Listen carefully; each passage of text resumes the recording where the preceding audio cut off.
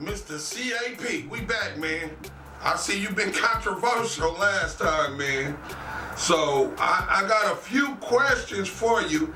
If there's anything you want to say first, you can, or you want me to just get on with it? Yeah, controversial? Yeah, I consider myself to be the most misunderstood person there is on the planet, but that's all right. I stay in my lane. Okay. Do you think you were throwing rocks and hiding your hands with the interview? Not at all. Throw rocks for what? I don't need to throw rocks at nobody. I speak what I see. What I know. I don't need to throw rocks at nobody. So it was directed towards the set or directed towards people? Because it's directed to what I see. But the set in all, general, right? Yeah, You mean the set, correct? Yeah, the set. Okay, so why do you think a lot of people had a problem with that, though? They said you was throwing rocks at you. Why do you think that? I couldn't tell you. You know, what do they tell you? They tell you, throw a rock in a pack of dogs, first one holler, first one you hit. Yeah, that's true. That's true. So, you know, Well, were you trying to make people read between the lines? no, I mean, that's why you got generated questions. So you hear for answers for them generated questions that you got from feedback from other people. So I'm That's here why to I'm answer. asking Yeah, you. that's why I'm there. Yeah, no, it wasn't directed to Were you anyone trying to personally. make people read between the lines? Read between what lines? I try to be straightforward. That's why I say I'm the most misunderstood person that there is. When I say something, people take it out of context and read something else into it, and that's not what I said. So if they say some of the stuff you were saying, you're not even doing yourself. So who are you to say those things? So if a person is to see me and I say, like I like to say, most people say I got more miles backing up to the curb than you got going forward. That's a saying. I came up with a saying that say I ride my bike more on accident than most people do on purpose. That's a saying. So if a person see me and they want to contradict what I say about what I said, then step to me. I'm not hard to find. I'm easy to talk to. That's your opinion about me or what you think. Prove it. Say it. Say you don't even ride your bike that much. According to who? According to what?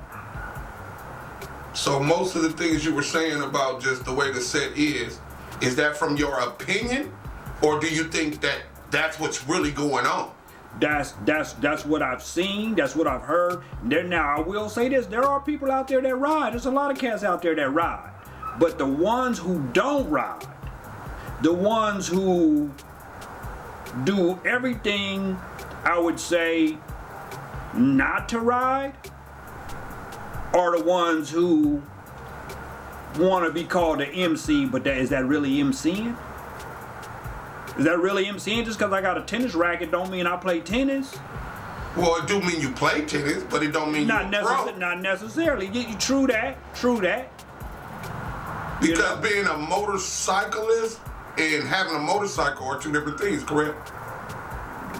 Yes, kind of, sort of. Can you explain that a little bit? So, like I said, and let me explain this. And when I said that a person can have a motorcycle and not ride it and still want to be considered the same, I've had a conversation with a person, an individual, and here's the thing too, and it happened to be on Facebook or in Facebook or on social media, where this dude gonna straight up say, just because I got a bike I don't have to ride it. That's I actually, somebody told me that. That's not something I made up. That's something somebody told me. And there's people out there that live by that. You know, they have a nice bike in the garage or whatnot, but they ride it every once in a while when the weather is just right, or they're pressure, or they see a lot of people. Most of the time they going somewhere in a cage. So do you think the years you have in qualifies you to say some of the things you say? Qualification is that's to everybody's different standard. No, I'm asking you though. Do you think?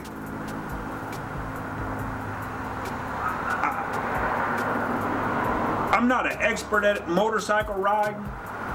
Do I ride my bike? Have I been on this motorcycle set a long time to know a rider from a non-rider? Yes. Am I qualified? I acknowledge people. There's a lot of people that I highly acknowledge that ride way more than me. Well, you know why I asked you that question? Because people were saying, well, if you leave and come back, your time start over. So the time that you came back is you at zero. So they don't qualify that as you being there for whatever. No. So here's the thing in my organization. You leave, let's say whatever case you leave, you go join another club, yeah, your time start over. You start a club, no. But didn't you leave and start another club? Yeah, yes, I did. I sure did. Yeah. So wouldn't that be like saying your time start over? No. Okay, I was just asking. No. And I'll say this, and if you want to contradict that, then come find me and tell me that. But from what I was told, when I got my rules and regulations and my verbal chat with my presidents, that my time never stopped. So that was told to me. That ain't something I made up. I didn't come up with that. I was told that. Mm-hmm. Mm-hmm. Mm-hmm. So, and like I said, the president I was groomed up underneath, and then all my presidents now. I mean, if you have something different, then come tell me it's something different. No, it was the FHO, right? Big Sale, right? Mm-hmm. He even said, he had a video about this, say if you leave a club, as soon as you leave and you come back, if you ever do come back, that's when your time starts over. Well, and I thought that was for almost every MC. I'm not sure. Like I said, I haven't been in other clubs like that. I know my organization and what our organization stands for and what they said. And ours was, if you ever go and start a club, let's say you started and it didn't pan out, and you come back, then you pick up where you left off at. If you go join a whole nother organization, that's something different. Because you left this to go to see if the grass was greener on the other side, so to speak. Mm-hmm. You know, so I get that. And that's not me. That's what was handed to me verbally. I didn't make that up. So that's not nothing I came up with. And if that be the case, that applies to quite a few people. You know, because you got that. They got a meme out there now. It's what they say is it's the season now. If you get cut, picked up, dropped, or whatever the case may be, I don't know how that meme is going on the internet right now. You know, it's trading season right now. You know. Mm-hmm. How many years qualifies you to be an old timer? I would say you'd have to at least be 20. I would say. Oh, 20. I know. 20 Yeah, on ground pound? Yeah, because I know when I came in, you had to have 20 years to retire. Now I think it's a different. It might be 10 or 15 now. Different time. You wouldn't think 15 would be like an old timer if you've been in a 15 go by real fast though. But to a young guy coming in, that's old timer. 15 years. 15 is, 15. A president's term. I'm talking about United States president's term is 4 years. That's 2 presidents' terms. That's 8 years. That's close right there, nipping on 10. That's, to me, I think anything north of 15 years qualifies you to be in. And we have a few dudes that's around that still. Okay. They got 20. So they can give advice then because they've been around and seen a few things. Yeah. Okay. And they've been active. They haven't been like gone for like decades. A decade is 10 years. Mm-hmm. You know. So they still, and even if they was gone, like my hiatus, when I was gone, I was only gone for maybe 4 years. Mm-hmm. And I know that for a fact. Like 2001 to 2005. Mm-hmm. And I can prove that. So it's not what I think it is. I can prove that. Mm-hmm. I got proof. Like they say, I got the receipts for that. Do you believe that a lot of the stuff people say is just jealousy on the set, or do you believe that they actually have merit? I think so. I think it's a mixture of both. It could be jealousy. What do they call it? Hater. Or they want to downplay the next person on what he do. But this is my lane. You travel in your lane. I travel in my lane. And like I said, if you contradict or have any questions about, step to me and talk to me about it. Do you think the camaraderie is lost? It's being challenged right now with all of this. People don't like what other people say. People don't like what how other people function. So there, that hinders the camaraderie. It has no choice but to, really. Especially if you guys are supposed to be, you got the same skin color, you in the same club, you doing the same thing, you on the motorcycle set, but you don't like this guy because he ride more than you, or you don't like this guy because this is his opinion on something? Really? Your opinion is your opinion. Well, a hit dog do holler though. That's what I was told. Like I said, I wasn't throwing rocks at any individual or individuals. I was speaking what I see. But if you feel some type of way by that, then hey, that's on you. Well, why is riding your motorcycle necessary though? Because you belong to the motorcycle set. I mean, no, but, I would give them the benefits of for, why you should ride your motorcycle. Well, for me, so now I can only speak for me. I'm not nobody else. I'm gonna speak for me. I rode my bike the other day for the first time in maybe a month or so, right?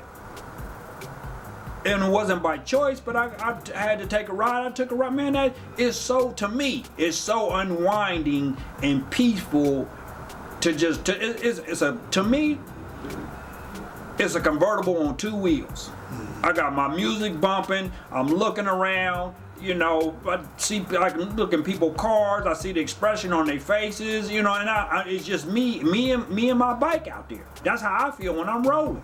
That's to be honest with you. And when I came to this organization, I was taught to pack ride. Soul Brothers have always been pack riders. Okay, I got that down. But lately, I've been spoiled for the past couple of years, man, and I really like riding by myself. I think it might have been about 15. We road drafted. What is that first? Road draft is... You got to remember, we on YouTube. Everybody don't ride. So, if anybody ever watched the Indianapolis 500, you save fuel and the aerodynamics when you out there, and if you ride right behind the next bike or right behind the next car, your car is more aerodynamic. That's called road drafting. Okay. So when we was in the desert, we road drafted, like I said, 110 miles an hour, a foot apart. I mean, there was no cars, no traffic. It was just us as a pack moving through the desert. And to me, it's like a flock of birds. When you got a nice pack that can read each other and move, and you don't even do too much communication. Like, we have some signs, we hit the pipe once, we know to get over to the left or to the right. We already know. We already know when to break down into a single file line to split traffic. There's just some things you get when you ride as a pack. And I mean, now that I'm older, my livelihood too is I stay south of 100 because, like I said, my livelihood depends on my license. So I don't try not to do that anymore. So I know our packs, they still ride fast. So that's probably another reason why I don't really like to pack ride. I will do it though. Okay. But for me, I just like riding around. If I gotta go to LA, I don't mind. I'll do a turnaround to LA. LA is nothing for me. Yeah, that's a quick ride. Yeah, that's a quick ride. That's a day ride. Yeah, I've done Vegas on a turnaround, but not like a turnaround turn. I got there that afternoon. I stayed and left the next day. And then I left the next morning. But I mean, I didn't get no hotel or nothing like that. But to me, that was a turnaround. So. But yeah, LA, I do turnarounds all the time. I know you're gonna kind of look at me crazy when I ask you this, but why is it important to have a motorcycle when you're in an MC? Because I know some people in MC that don't have motorcycles. So can you explain that to me real quick? And how does that even work? It shouldn't work. But why because you first of all, you joined a motorcycle club. Hence, you should have a motorcycle. Our organization, you're supposed to have 750 cc's or better. It's a requirement. I mean, come on now. You have even in society, you have requirements for certain things. You're required to get your car registered every year. You're required to have car insurance. You're required to have certain things. You know, when you join a motorcycle club, you should be required to have a motorcycle. And there should be a length of time that you can only be without a bike. 90 days. So you don't even think they should be able to join without a bike? Yeah, you shouldn't be able to join without a bike. But then again, like I said, some people probably get to join because they want their numbers up high. When they go to do their walk or show up somewhere, you know, you have 4 or 5 members that gonna ride, and you got 7 or 8 that come in a car. Make your club look big when you inside, but when they pull off, it's only 4 or 5. And like it was said, Big Sale said, if you have 2 or 3 members that's always putting in the mileage, that don't give your whole club the mileage. That get them two or 3 dudes the miles. Mm-hmm. You know, they talking about what club out there got over 1 million miles. I mean, there's a lot of clubs out there that been putting in some miles these past couple of years, man. There's a lot of clubs out there been putting in some miles. So when do you think the bike set changed, though? When do you think it went? Like, well, it's been progressively changing, but like I said, for the bad though. Yeah, I just think for the people who really not about the motorcycle lifestyle or trying to lessen it for them, that's what I believe it is. The people who really, what do you mean? Because I'm lost on that. Like, what do you mean? So it's some people, like I said, they bought a bike. Like even McZell said, you spent 40 bands to be recognized, but you really not finna. You're not finna pull up on it every chance you get. You know, you bought it so you could get in the club. You bought it so the braw's gonna recognize you. Some people that's you know, like pimps, that's a tool of your trade to get recognized. You know, you can't, you know, motherfuckers know if you got a bike, you got more action than if you pull up in a car. Oh shit, I see a lot of them pull up in a car. Yeah, but you gotta have the bike somewhere, hopefully. Hopefully. I'm talking about every time they have a bike at home and they still pull up in the car. Yeah, that be those ones, I think. And what do you think about that? Hey, like I said, I'm gonna go back to that's their lane. That's their lane. That's their lane. That's their lane. Do you think there's too many clubs today on the set? Like, do you think because there's so many, it's just fucked up the calendar, just too much shit going on? I think, like I said, if your club ain't functioning like it should be, you don't have the numbers up, you ain't pushing your members out there to support, then you in the way. You in the way. If you don't have your numbers up, you ain't out there supporting, you in the way. What is you doing? Okay, I get it. And like I said, a lot of people started clubs because they didn't like how this club was ran. So they go get a couple of their partners, they go start a whole nother club. It's the same shit. It's the same shit, different brand. So you think, okay, they say they didn't like what was going on over there, right? Yeah. And then they start their own. Do you think it's still gonna be issues, just different issues? Yeah. Because they still got to do the same format. They still got to have they officers. They still got to have members. They still got to, now they got to start supporting. But it's who want to be in control. That's mostly why somebody will break off and take 4 or 5 members from one club and go start a whole nother club, because they really wanted to be in control. They didn't just want to ride their bikes, they want to be in control. Yeah, they want to be in control. They want that top spot. And usually the person that's in that spearheads that, they usually break off and be president of that new club. Keep it 100. That's usually how that goes. Okay. Okay. Do you think you'll ever start another club? No. And why? No. Because that answers your question. There's too many clubs and it's going to be the same thing. And it's going to be the same thing. So the club that I helped start, they still function. They know what their purpose is. And I will say this. They don't clog up the calendar. That's what they don't do. They function amongst themselves. They travel and move when and where and how they want to move. So you saying as long as they don't really clog up the calendar, you don't see it really No, being a it's negative effect. No, and there's a few clubs out there. They just want to function as a group of people to be recognized as one, but they ain't looking for the bag. They go support a bunch of other people and they volunteer and they do a bunch of other stuff, but they don't need no date. They don't want no date. Man, let's they get not on this here for that. bag, because you keep saying this. What do you mean, bro? You say they not focused on the bag. Well, the you bag. You said that a couple different times. What do that mean? The bag is the money. Everybody knows what the bag is. But in motorcycling, you would think I pay dues. Where's the bag at? That you see what I'm saying? So most people, when they give their dances, like I said, you giving a dance, you making your money. You know it's.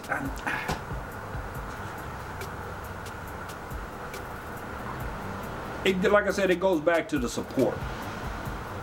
You know. So it's basically about supporting the clubs, so that you can either grow your clubhouse, help support other people, give back to the community. I mean, yes. Is that basically what it is? Yeah. When you asking for the support, that's what you should be doing. Especially like I said, you know, you got these clubs that got clubhouses. You open, you want to try to like help out your community. You know. So why do you think between you, Sal, and my guy T-Cones, y'all might be the hated on the internet, man? And I just want to know, why is telling the truth hating nowadays? I couldn't tell you. Like I done told T-Cones before to his face. He's a good dude. He got good information, and he, you know, he pounds the ground. Sale too. They got good information. They pound the ground. Them is the dude. Them is some of the dudes I would say is the ones that gotta help keep up the fight. So you say that they're actually motorcycling? Yeah. Those dudes motorcycle. So Big Sale, you know, FHO, that's his brand. T-Cones comes from an organization that he has a relationship with on some type of level. He just don't represent their brand. But he has a lot of knowledge. And he stands for what shit just really stand for when it comes to having a standard about something. Do we agree on everything about what the standard should be? Probably not. Do I respect him for still doing his MC thing? I sure do. Because he has some type of standard. Yeah. It may not be the exact standard that you have. But that's his lane. But he has a standard. That's his lane. His lane probably ain't exactly lined up with my lane. I'm far from the sidewalk though. Well, do me a favor, man. Tell them about you, man. Tell them how long you've been riding a bike and how long you've been around or in the soul ride. I covered that before. And how, you know what? So how did you get your name? Because I know people, but people probably don't know how you got your patch name. So that happens to be a name that my dad gave me a long time ago, and only people really know. If you know me, you know what that means. But a lot of people don't know what that means. They just and they spell it wrong. They can't get it. That's cool. So you gotta know me. And if you want to know, then come up to me face to face and ask me. Then I'll tell you. But the people who know me. They know what that means. So like I said. Man, I really, you would have to interview my brother-in-law and my sister. So for them to tell you, I've really been riding since I could walk. Keep it 100. So my first, and I have a picture it's at my shop. It was in where? It was San Jose. Yeah, it was San Jose Flea Market. Okay. When they used to have the picture booth there, that's where the picture was taken at. And it was a 1/4 horsepower. Suitcase mini bike. And to this day I know it was a 2-stroke because I can remember when my dad used to start it up, it smelled funny. So now I know it was a 2-stroke then. And I know it was a 1/4 horsepower, it was 1/4 horsepower, an Indian motor. Because on the picture you could see the sticker on it, had a little Indian dude on it, and it had a 1/4. It was a 1/4 horsepower. And so from there I went, I think my next bike was a Honda 50, the Honda Trail 50. You turn the little handles and the handlebars fold down. You could put it in the back of your station wagon. I had one of them. Then my mom moved me up to a KM 100. Was an enduro street bike. I still got that bike to this day. She bought it brand new for me in 1977. I still got that bike to this day. From there, I moved up to a KZ 900. I think I was probably like 10 or 11, maybe 12 years old riding a KZ 900. I got pictures. You know, maybe next time I'll pull out the pictures and show you. So I got the receipts to prove that. These ain't what I'm thinking or, you know, just something I'm telling you. I got receipts to prove that. I was a little kid on the KZ 900 with a grown woman on the back doing a weenie bike contest at a run. So like I said, I've been doing this. And then my mom, I went from there. My mom has a 1300 Sportster right-hand shift. I started riding that. I used to go to high school. My freshman year, I used to ride that KZ 900 to school all the way down El Camino. What school you went to high school? Carmine. Oh, you used to ride that bike to Carmine? I used to ride that bike to Carmine. So fast forward, I bought a bike from my partner Hammer, Renzo. It was a Gixxer 750. Black, red, white, silver. People remember that as the first slingshot Suzuki ever made. Even when I didn't have a bike, this was before I bought my, I would stop in there because I knew those guys. So I would say, what's up? Those were my dad's friends. My dad was still alive then. So I would stop in there, you know, and talk to them here and there, see them in the stores. Who are some of the OGs you remember from that day? Mr. Smith, Tears, Kumba, Uncle Jesse, Foots, Winterhawk. Yeah, Well, yeah, you know my Rubber Band. Yeah, Rubber Band. Yeah. Rubber Band and shit. It was a bunch of Grapes. Grapes. Yeah, Grapes used to work at Tadlock, so you know a bunch of them I used to run into and talk to. But so when I got my Gixxer, then I started hanging back around, and I had by then my people had bought some property in Fresno. So obviously I checked in at our Fresno clubhouse, you know, and C Money was the president, and he welcomed me with open arms. And then Patches was out there. Then there was a few older brothers that knew my dad, so they was like, "Oh yeah, you know, happy to have you." So you know, and obviously our one of our greatest founders was Heavy. He was happy to see me back riding again, you know. So yeah, a lot of them older, you know. So what year was that you start coming back around? I want to say I started coming back around in, might have been 97. And you got your patch when? 98. Got my patch in 99. Okay. Yeah, I patched up in 99. So this year is coming up 25 years. Yeah. Yep. Okay. Yeah. And I got the receipts for that too, so. Well, you know they're gonna say if you quit a little bit, it start over. No, right? Okay, that's your say. Let my president come tell me that. Let my president come tell me that, because I go by what my presidents tell me. So when in 97, like I said, that's when I bought my Gixxer. I started coming around then. I remember your cousin, we raced, and you asked him this. He'll give you a receipt on this. We raced coming across the DB. I made him break his frame trying to keep up with me. So I asked him about that. Did you break your frame racing, Cap? He go like, yeah, that motherfucker. But anyway, so Froggy. But did he win? No. No.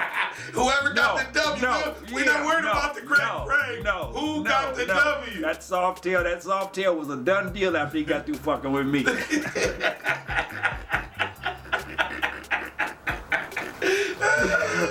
Yeah, that soft tail was a done deal. Hey, he got to the light on Bay Road. He was on Bay Road to University. He like, something ain't right. He turned the handlebars like this, nigga, the whole motor was going like this.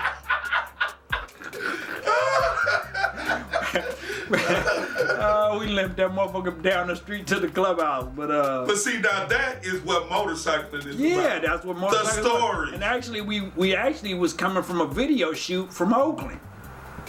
That's still when I was hanging around. So fast forward from there, when I started hanging around, Froggy let me ride his soft tail. He had a nice ass soft tail, boy. He told me to ride to the store to go get him some cigars, right?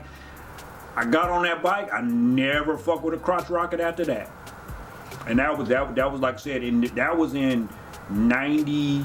That might have been 98. So from 97, somewhere 97, 98, 99. I got a settlement and got some money, ran into some money, and I bought my first Harley Davidson. He told me to buy a standard, the poor man's Harley. That's what he told me to buy. But I ended up buying a Road King. That's the one I was saying. You still got that bike right there in the corner. I bought that. I bought that in 99. I bought that in November 1999. It's a 2000 Road King. And my boy R.I.P. the Outcast seen it when it came off the truck, and he was talking to the dude, and the dude was like, oh yeah, dude backed out of this deal. So he had called me up. I had already had money down in Redwood City, but that bike wasn't coming in until, might have been coming in February or March. It was some cherry red color I wanted, or candy red color. I'm like, shit, I need a bike right now. So I took that money from Redwood City Harley when they was in Redwood City and ran down to Dudley Perkins and put it on that bike right there. Oh, okay. So that was, you came in on a Harley. Yes. Yep. Okay. Pretty much. Yep. Okay. And then so you basically been down since the whole time, basically. Yeah. Oh, okay. So is there anything you want to say? You want to dispel anything? Man, is there anything you want to say about the first video that should be addressed? I got feedback I got from it. Everybody said it's pretty much on point. It's cool, you know. Well, sometimes it's the messenger. Yeah. Sometimes it's not even the message, bro. Sometimes it's the messenger. Yeah, it could be. But like I said, I'm not a hard person to talk to. I'm really not. That's your opinion. That's how you feel. That's cool. That's you. But just because you don't like the messenger, does that make what I'm saying wrong? I don't think so. You know, like I said in the beginning of this video, I'm the most misunderstood person I believe that there is. Because I could say one thing, this is what I mean about what I said, but somebody will read something way else off into that. Instead of asking you what you meant. Yeah, so for me, I stand for motorcycling. I stand for unity, because that's what's on my back. I don't care if we have difference of opinion. At the end of the day, we belong to the same brand. We need to make it work. Oh, so that's what the green, the U in between the two arms, that green stands for unity? That U stands for unity. Green stands for ever growing. Okay. The black over white fist is no color bounds in between, and you got to remember this. When that patch was designed in 1967, they had segregation still going on then. You couldn't even drink out the same water faucets as a Caucasian. So if some clubs talking about we the first integrated motorcycle club out there, okay, you could say that. Where are the receipts at? We got receipts. We got pictures with our members. Our first president was a Mexican. What was his name? Muggsy. Oh, okay. Yeah, so there go our receipts right there. And if you go in our Mother Chapter Clubhouse, you'll see the picture right on the wall. And that ain't me in the picture, that's my dad. You say he look like you, though. Yeah. It look like you. No, I look like him. But well, still. Yeah, you know. But still, yeah. So yeah, that's what, you know, and the orange is for international. So let everybody know that you talking about motorcycling is what you talking about. Yeah, motorcycle. Riding your motorcycle. And you're holding standards up to guys that want a motorcycle. To the rest of them, it's whatever, right? To me, I have a standard. You have your own standard. That's your standard. I'm not going to tell you what you need to put your standard at for me. That's not what I'm trying to tell you. No, but see, you got the question wrong. Mm-hmm. What I'm saying is, me and you were talking earlier. If I tell you that your hoodie is black, it's black. So if I tell you the best way to ride in a pack, it's not my opinion. It's the best way to ride in a pack. Oh, yeah. So certain things are what they are. It's not even your opinion. Yeah. They just what they are. And just because you don't like it don't mean it's wrong. No. It is what it is. Okay. You got anything for closing statements? Not at all. Like I said, you got a difference of opinion, that's cool. What I say is not don't fit the narrative of your lane, that's cool too. If you got a question, I'm not hard to find. I'm not hard to talk to at all. And I'm very non-confrontational. But here's the thing too. I'll say this. Give none, take none. People know what that means.